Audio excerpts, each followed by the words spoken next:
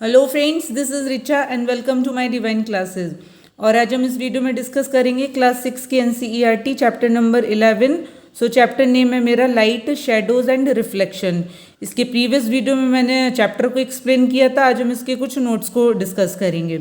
So first heading है मेरा light. Light क्या होता है? Light is the natural agent. Light एक नेचुरल एजेंट है that stimulate site and makes things visible, जिसके थ्रू हमें क्या ऑब्जेक्ट्स दिखाई देता है। क्लियर? सो एक नेचुरल एजेंट है that stimulate site and makes things visible, जिसके थ्रू हम किसी ऑब्जेक्ट्स को देख पाते। अगर लाइट नहीं होगा, डार्क रूम होगा, तो आप कोई भी ऑब्जेक्ट्स को नहीं देख पाएंगे। सेकेंड पॉइंट है light is classified into two groups. आपकी लाइट को टू पार्ट्स में मेनली डिवाइड किया गया है, एक इमिशंस ऑफ लाइट एंड एक reflection of light. Emissions of light को ऑल्सो टू कैटेगरीज में डिवाइड किया गया है। Classifying objects on the basis of emissions of light means emit, जो इनकी खुद की लाइट होती है उन ऑब्जेक्ट्स को आप क्या बोलते हो? Luminous objects. और जो जिनकी खुद की लाइट नहीं होती है, जो किसी और की लाइट की हेल्प से हमको दिखाई देते हैं, that is non luminous objects. So आप फर्स्ट पहले लाइट को टू कैटेगरीज में डिवाइड करेंगे, emissions of light and reflection of light. और जो इमिशंस ऑफ लाइट है वो भी आपकी टू कैटेगरीज में डिवाइड होगी। फर्स्ट है आपका ल्यूमिनस ऑब्जेक्ट और second is non luminous objects. So luminous objects क्या हो गए? Objects that emit their own light. ऐसे ऑब्जेक्ट्स जिनकी खुद की लाइट होती है, जैसे कि फॉर एग्जांपल आपका सन हो गया, सन की खुद की लाइट होती है। और नेक्स्ट एग्जांपल है आपका electric torch. Clear? And non luminous objects में क्या आएंगे? Objects that do not emit their own light, जिनकी खुद की लाइट नहीं होती है बट आर विजिबल, हमको दिखाई तो देते हैं। किसकी हेल्प से? Due to light falling on them. जब उन पर लाइट पड़ती है तो उनकी हेल्प से हमको वो ऑब्जेक्ट्स दिखाई देता है। जैसे फॉर एग्जाम्पल मून की खुद की लाइट नहीं होती बट उसकी लाइट जब किसी दूसरे की लाइट उसके ऊपर पड़ती है तो वो आपको दिखाई देता है। नेक्स्ट एग्जाम्पल है आपका चेयर, टेबल। आप और भी कोई एग्जाम्पल्स लिख सकते हैं। नॉन ल्यूमिनस ऑब्जेक्ट्स जिनकी खुद की लाइट नहीं होती बट वो हमें दिखाई देते किसी और की हेल्प से जब उन पर वो लाइट पड़ती है। क्लियर? नेक्स्ट थर्ड पॉइंट है आपका objects are classified into three groups. आपको मैंने बताया था ट्रांसपेरेंट तीन तरह के ऑब्जेक्ट्स होते हैं। हमारे सराउंडिंग में आपको तीन तरह के ऑब्जेक्ट्स दिखाई देंगे, या तो ट्रांसपेरेंट होंगे, या ट्रांसल्यूसेंट होंगे, या ऑब्जेक्ट ओपेक होंगे। ट्रांसपेरेंट जिनके आप आर पार देख सकते हो क्लियरली, एंड ट्रांसल्यूसेंट जिनको आप बहुत क्लियर नहीं देख पाते हैं, पार्शियली आप उनको देख सकते हैं। और ओपेक ऑब्जेक्ट्स ऐसे ऑब्जेक्ट्स जिनके थ्रू आप नहीं देख सकते हैं। आइए इनकी डेफिनेशंस को देखते हैं। सो फर्स्ट है आपका ट्रांसपेरेंट। सो ट्रांसपेरेंट क्या है? ऑब्जेक्ट्स और material through which can light pass totally. एक ऐसे ऑब्जेक्ट्स जिनसे लाइट टोटली पास हो जाती है, जैसे कि ग्लास हुआ, वाटर हुआ एंड एयर। इनसे जो लाइट होती है वो टोटली क्या हो जाती है? पास हो जाती है। तो आपके कौन से ऑब्जेक्ट्स हो जाएंगे? ये ट्रांसपेरेंट। ट्रांसल्यूसेंट क्या होते हैं? Objects that allow light to pass through them partially. Means light pass होती है बट पूरी तरह से पास नहीं हो पाती है। जैसे फॉर एग्जांपल बटर पेपर हो गया, टिश्यू पेपर हो गया, एक्सेट्रा। और भी आप एग्जांपल्स लिख सकते हैं। ओपेक ऑब्जेक्ट्स आपका क्या होता है? Objects that do not allow light to pass through them. बिल्कुल भी लाइट पास नहीं हो पाती है। जैसे कि न्यूज़पेपर, अगर आप अपना न्यूज़पेपर रख करके आप कुछ उस साइड देखना चाहेंगे तो आपको कुछ नहीं दिखाई देगा। या बुक्स हो गई, या चेयर हो गई, या कोई भी और एग्जाम्पल्स आप ले सकते हो ओपेक ऑब्जेक्ट्स में। क्लियर? नाउ नेक्स्ट टॉपिक है मेरा शेडो। अब शेडो क्या होता है? Shadow are formed. शेडो कब बनती है?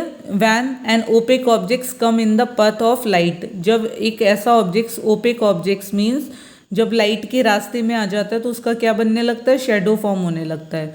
Opaque objects cast a dark shadow. अगर हम ओपेक ऑब्जेक्ट्स की देखें तो डार्क शेडो बनती है। Translucent object produce a weak shadow. Translucent object की बनती है शेडो बट बहुत ही वीक बनती है। And transparent objects do not cast a shadow at all. और ट्रांसपेरेंट ऑब्जेक्ट्स की कोई शेडो नहीं बनती। मीन्स ओपेक ऑब्जेक्ट्स की शेडो कैसे फॉर्म होती है? क्योंकि वहाँ से लाइट पास नहीं कर पाती है। जैसे सन से रेज निकल आ रही हैं और अगर सामने कोई उसके ओपेक ऑब्जेक्ट्स आ गए तो उसी की क्या बनने लगेगी? शेडो बनने लगेगी। तो सन के रास्ते में, सन रेज के रास्ते में कौन आ गया? ओपेक ऑब्जेक्ट्स आ गया, तो शेडो फॉर्म होगी। ट्रांसल्यूसेंट की बनती है बट वीक शेडो बनती है, एंड ट्रांसपेरेंट ऑब्जेक्ट्स की कोई शेडो फॉर्म नहीं होती है। क्लियर? नाउ नेक्स्ट है टाइप्स ऑफ शेडो। अब ये टाइप्स ऑफ शेडो क्या होते हैं, दो तरह के शेडो बनते हैं, एक होता है due to smaller light sources and second one है आपका due to larger light sources. तो due to smaller light sources means only one dark shadow is formed. जब एक अकेली डार्क शेडो फॉर्म होती है that is known as umbra, उसको आप क्या बोलते हैं, umbra. Clear. And due to larger side sources में क्या होता है, टू शेडो आर फॉर्म्ड। यहाँ पे दो तरह की शेडो बनेगी, एक dark one in the centre में आपकी डार्क शेडो बनेगी and light one on the outside, और बाहर की तरफ थोड़ी सी लाइट शेडो फॉर्म होगी। Dark shadow is called umbra, उसको क्या बोलोगे आप, अम्ब्रा। एंड जो आउटर साइड जो लाइट शेडो बनेगी उसे आप बोलेंगे पैनम्ब्रा। क्लियर। सो यहाँ पर आपकी जब स्मॉलर लाइट सोर्सेज मतलब बहुत कम प्रकाश, बहुत छोटा सा लाइट सोर्स मिलता है तो आपकी एक ही शेडो फॉर्म होगी जिससे आप अम्ब्रा बोलेंगे। और जब लार्जर लाइट सोर्सेज जैसे कि सन से एक लार्ज लाइट सोर्सेज है तो यहाँ पर जो ओपेक ऑब्जेक्ट सब आएगा तो यहाँ पे दो तरह की शेडो फॉर्म होंगी, एक होगी आपकी अम्ब्रा जो कि आपकी सेंटर में होगी और थोड़ा डार्क होगी, और जो आउटर साइड जो लाइटर शेडो बनेगी वो होगी आपकी penumbra. Clear. Now next topic है मेरा, नेक्स्ट टॉपिक है इक्लिप्स। अब इक्लिप्स क्या होता है, a shadow formed in space that makes the sun और the moon invisible for some times. Means जैसे सन है और मून है उनके बीच में क्या बनने लगती है, शेडो बनने लगती है, तो आपको इनविजिबल फॉर थोड़े से समय के लिए, तो उसे आप क्या बोलेंगे, जैसे आप हिंदी में बोलते हैं ग्रहण। क्लियर। तो दो तरह के ग्रहण होते हैं, एक होता है आपका सोलर इक्लिप्स और एक होता है ल्यूनर इक्लिप्स। सो आइए देखते हैं, सोलर इक्लिप्स मीन्स आपका हुआ सूर्य ग्रहण। इसमें क्या होता है, जैसे सन है ये, ठीक है, और ये मून है, और ये जो मून है वो अर्थ को के चारों ओर चक्कर लगाता है। क्लियर। तो जब सन और अर्थ के बीच में क्या आ जाता है, मून आ जाता है, सो आपका क्या बनेगा, यहाँ पे सोलर इक्लिप्स बनेगा। Clear. Solar eclipse, the moon comes between the sun and the earth. Means simple सी डेफिनेशन है कि जब सन और अर्थ के बीच में, the moon comes between, moon आ जाता है कहाँ पर, सन और अर्थ के बीच में, and the earth, so that the earth in the shadow darken during the day. So आपकी अर्थ पर क्या बनने लगती है, आपकी जो इसकी आपका जब मून सन और अर्थ के बीच में आ जाएगा तो यहाँ पर कौन सा इक्लिप्स फॉर्म होगा, आपका सोलर इक्लिप्स। इस तरह से आपका डायग्राम रहेगा, यहाँ पे सन रहेगा, ये अर्थ है और ये बीच में आपका क्या आ गया, मून आ गया। सो यहाँ पर क्या हो गया, दिन के समय मतलब शेडो बनने लगती है, कब, डार्कन ड्यूरिंग द डे। दिन के समय क्या फॉर्म होती है, शेडो। क्लियर। सो ये आपका हुआ सोलर इक्लिप्स। नेक्स्ट है आपका ल्यूनर इक्लिप्स में क्या होता है, ल्यूनर इक्लिप्स में सन अपनी पोजीशन पर है। क्लियर। अब ये जो मून है वो आपका कहाँ, यहाँ पे अर्थ बीच में आ जाएगा और मून यहाँ चला जाएगा, तो आपका क्या फॉर्म होगा, lunar eclipse. Means the moon and the sun are in a straight line. ये देखिए स्ट्रेट लाइन में है, पहले आपका सन है, देन मून है और फिर अर्थ है। क्लियर। सॉरी, यहाँ पर जैसे आपका सन है आपकी ल्यूनर इक्लिप्स में, ये तो आपका सोलर इक्लिप्स हुआ, ये सोलर इक्लिप्स में आपका सन होता है और मून आपके अर्थ और सन के बीच में आ जाता है, तो ये आपका सोलर इक्लिप्स हुआ। बट ल्यूनर इक्लिप्स में क्या होता है, the moon and the sun are in a straight line such that the earth is in the between the sun and the moon. Earth आ जाती है कहाँ पर, मून और सन के बीच में। The shadow of the earth, earth की जो शेडो है वो फॉल ऑन द मून, किस पे पड़ने लगती है, मून पर। And the moon can not be seen, और मून क्या होता है, दिखाई नहीं देता, जिसको आप बोलते हैं चंद्र ग्रहण, ल्यूनर इक्लिप्स। ये रहा आपका डायग्राम, ये देखिए सन है और ये मून है आपका, और बीच में क्या आ गया, अर्थ आ गया, और जब अर्थ बीच में आ गया तो इसकी जो शेडो है वो किस पे पड़ेगी, सन पर मून पर पड़ेगी, जिससे आपको मून नहीं दिखाई देगा। क्लियर। सो ये हुआ आपका ल्यूनर इक्लिप्स।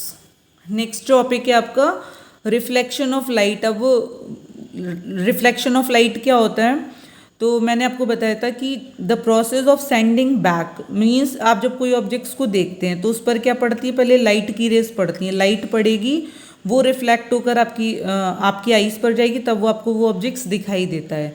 तो द जो रिफ्लेक्ट हो रही है, वापस आ रही है, the process of sending back the light rays which fall on the surface of an object. जब वो ऑब्जेक्ट्स पर कोई लाइट पड़ती है और वो क्या होती है, वापस हो जाती है, उनकी रेस रिफ्लेक्ट हो जाती हैं।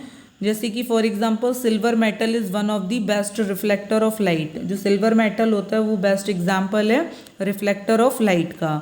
आप इन सिंपल टर्म्स में बोल सकते हैं कि an object is only visible to our eyes, हम ऑब्जेक्ट्स को देख पाते हैं कब, when light is reflected from its surface, जब इसकी सरफेस से लाइट रिफ्लेक्ट होती है तभी हमें ऑब्जेक्ट्स दिखाई देता है।